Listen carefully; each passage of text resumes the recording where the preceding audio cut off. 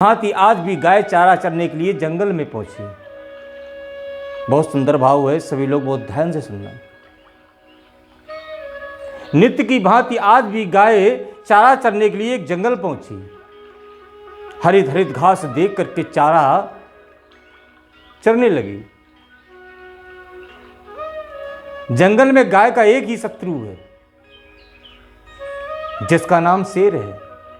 वो घात लगा करके गाय को छिप करके देख रहा था। जैसे माताजी समय मिला वो शेर झपटा गाय के ऊपर। वो शेर झपटा, जब झपटते हुए शेर को गाय ने अपनी ओर आते हुए देखा तो प्राणों की रक्षा करने के लिए दौड़ पड़ी। दौड़ते दौड़ते जब उसने चारों तरफ निराशा देखा तो एक तालाब दिखाई पड़ा। गाय जा करके झपटा करके तेजी में उस तालाब में प्रवेश कर गई और जा करके बीच में खड़ी हो गई। शेर भी उस तालाब में कूद पड़ा। कुछ ही फासला था, एक गाय तो बीच में खड़ी है, शेर और गाय में कुछ ही दूरियां थी। शेर भी उसी तालाब में फंस गया। पानी कम होने के कारण उस तालाब में दलदल रूप का कचड़ा था।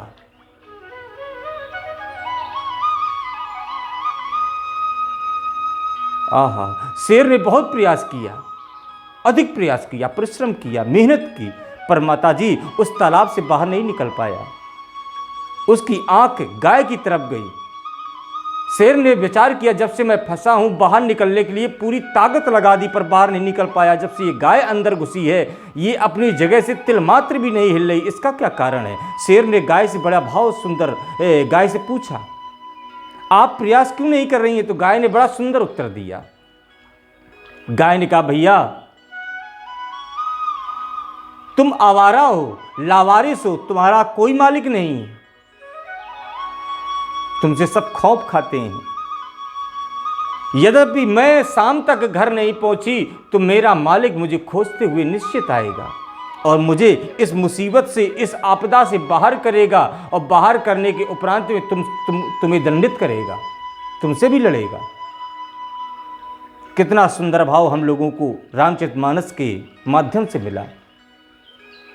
हम अपनी कमान अगर उसके हाथ में सौंप देंगे बाबूजी तो हमारा जीवन बड़ा सरलता रूप से, प्रसन्नता से भरपूर होते हुए कटेगा।